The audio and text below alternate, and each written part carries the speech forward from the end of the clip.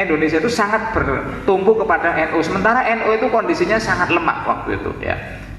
Bahkan menurut data dari United States for Pacific Command dari USPACOM, saya waktu itu terlibat di dalam riset penelitian dengan Departemen Pertahanan Amerika Serikat dengan Fakultas Kedokteran UI ya.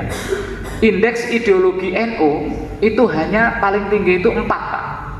Indeks ideologinya. Jadi sudah keluarganya itu keluarga terpecah belah ya.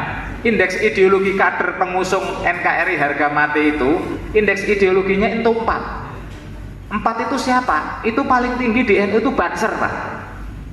Banser itu luar biasa. Banser itu insya Allah nanti kalau di akhirat itu masuk surga duluan ya. Kenapa? Karena mereka tidak pernah bertanya, begitu diperintah langsung jalan ya.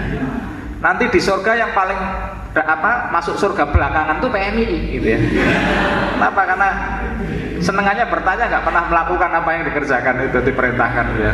Terlalu kritis gitu ya. Nah ini bedanya. Jadi indeks ideologi Banser itu 4 ya. Indeks IPNU berapa? Indeks IPNU hanya 2,1 dan indeks PMI berapa?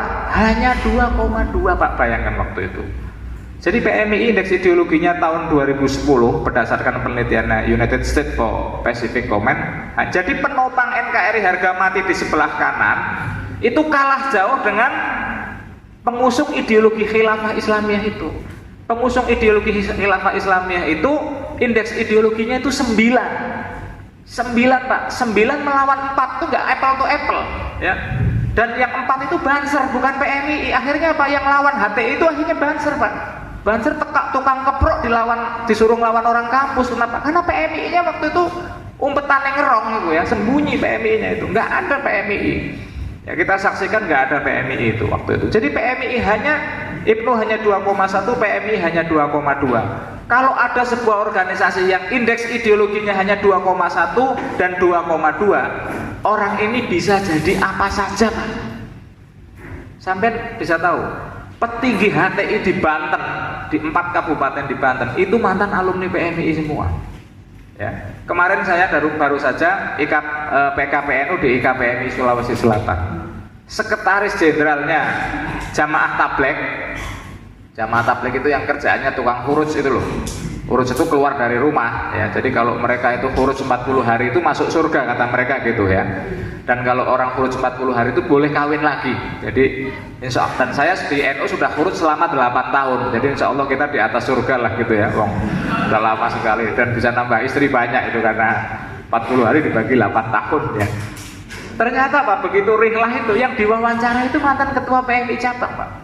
Dan dia mengajak seluruh anak PMI di Sulawesi Selatan supaya mufarokoh dari Nahdlatul Ulama segera masuk ke Jamaah Tablek itu. Jadi apa yang saya katakan dulu itu betul ya. Jadi inilah latar belakang kenapa saya waktu di PBNU ini saya tak pertanggungjawabkan ya. Saya Pak Kiai Munim, para instruktur PKPNU yang meminta PMI kembali kepada Nahdlatul Ulama itu saya. Orangnya ini saya ini. Sampai boleh menuduh saya nggak apa-apa gitu ya. Ini mengembalikan saya. Karena alasannya ini indeks ideologinya hanya 4 Pak. Hanya 4. PMI hanya 2,2. Orang ideologinya 2,2 itu bisa jadi apa saja Pak untuk dari PMI menjadi PKI itu tinggal 1 strip ya. Podora sembayangnya kan gitu. Orang sembayang jadi ketawain sama sampean ini kan gitu kan. Ada orang sholat subuhnya itu namanya sholat subhan, subuhan dan duha gitu. Itu PMI itu ya. Seperti itu ya. Jadi akhirnya kondisinya itu sangat parah. PMI itu 2010 itu mengalami disorientasi yang masif, terstruktur yang masuk ke dalam struktur Nahdlatul Ulama. Itu paling tinggi itu Banten. Sementara lawan kita pengusung ideologi khilafah Islamiyah, ideologinya itu 9 Pak. Sampean tahu siapa buktinya 9 itu? Contohnya itu Dita. Dita itu dulu teman mujadalah saya di kampus UNER. Saya PMI, dia waktu itu HTI. Dita ini anak Fakultas Ekonomi, 7 kali berdebat dengan saya waktu itu di zaman saya kuliah di UNER, berdebat dengan saya. Begitu sekarang saya menyaksikan Dita sudah bertransformasi dari dulu aktivis HTI biasa, sekarang sudah menjadi aktivis Jamaah Ansarud Daulah. Dita lah yang melakukan bom bunuh diri ya. Bom bunuh diri mengajak 4 orang anaknya dan istrinya. Pertanyaan saya, apakah di NU ini orang kayak sampean-sampean ini berani melakukan bom bunuh diri seperti Dita apa enggak? Tak jamin enggak berani. Paling sampean nyuruh istri sampean suruh bom bunuh diri ya, supaya bisa kawin lagi kan gitu ya kira-kira. Ini di NU nih Pak. Jadi enggak apple to apple, ideologinya itu enggak apple to apple. Nah, yang ingin saya tegaskan di sini sampean sebagai PMII, kenapa PMII, kenapa ideologinya makin lama makin rendah, makin lama makin rendah? Karena ada namanya istilah independensi ini. Jadi penyebabnya ini independensi ini. Ya.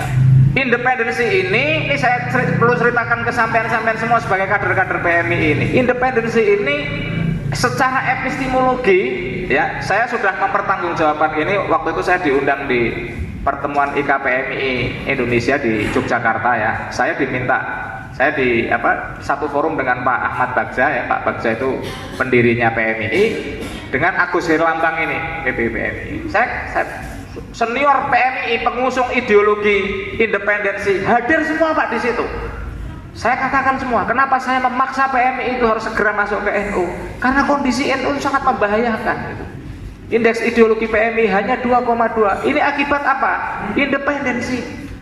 Dan saya sudah wawancara dengan Profesor Muiz Kabri sebagai salah satu ketua, waktu itu beliau adalah ketua Korcap Jawa Timur ya, yang tidak setuju dengan konsep independensi itu tahun 70-an itu. Saya tanya, independensi itu begini Pak, kalau kita pelajari secara epistemologi dan secara ideologi, kalau independensi itu dibentukkan dalam bahasa Arab ya, itu kan mufarokoh sampean itu.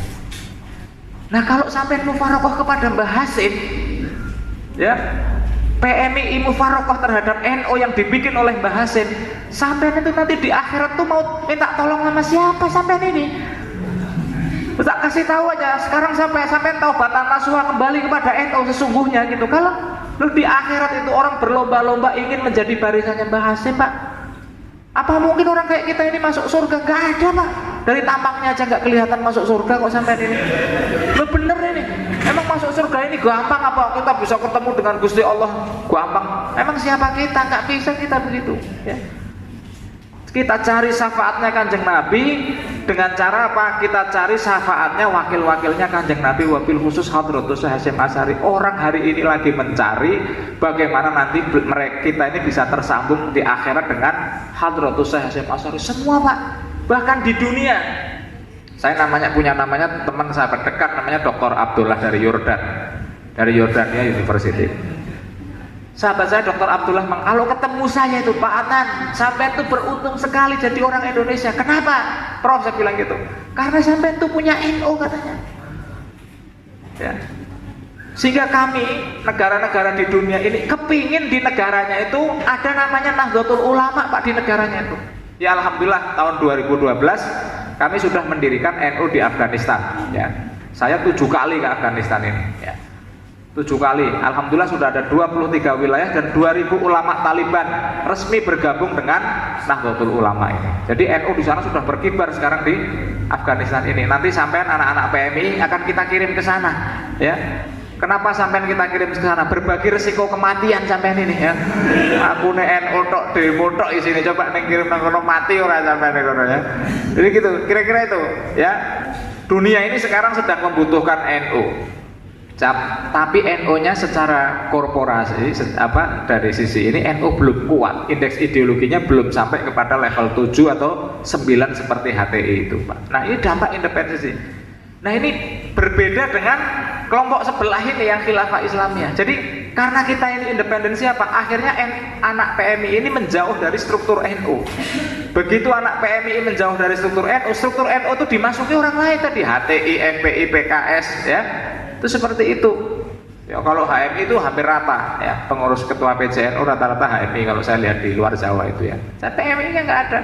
Nah, PMI melakukan independensi, sementara kelompok sebelah justru melakukan interdependensi. Jadi kelompok sebelah itu orang kayak HTI, semakin dia menjadi kelas menengah, dia semakin istilahnya kalau di dalam bahasa ilmu fisika ini, mereka ini adalah gayanya itu sentripetal, ya. Kita ini gayanya sentrifugal.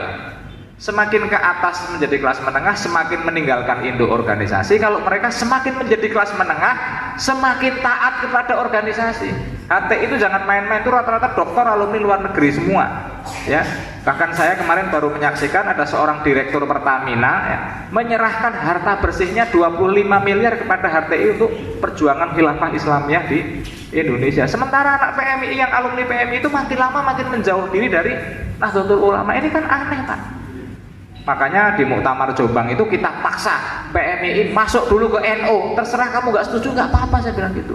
Yang penting masuk dulu, masuk kita kandang. Sehingga nanti kalau saya mati, saya ditanya sama Mbah Hasin, kamu itu anak PMI itu gimana kok masih berkeliaran di luar itu? Saya sudah kami masukkan, Mbah, bahwa anak PMI nggak mau, ya urusan sampean kan gitu. Ya, nanti yang bertanggung jawab di akhir. Yang penting saya sudah nggak berdosa secara kolektif, itu saya sudah secara jamiah saya sudah nggak berdosa karena memaksakan PMI segera masuk ke NU. Karena memang sebetulnya PMI itu ininya NU, banomnya NU kan gitu.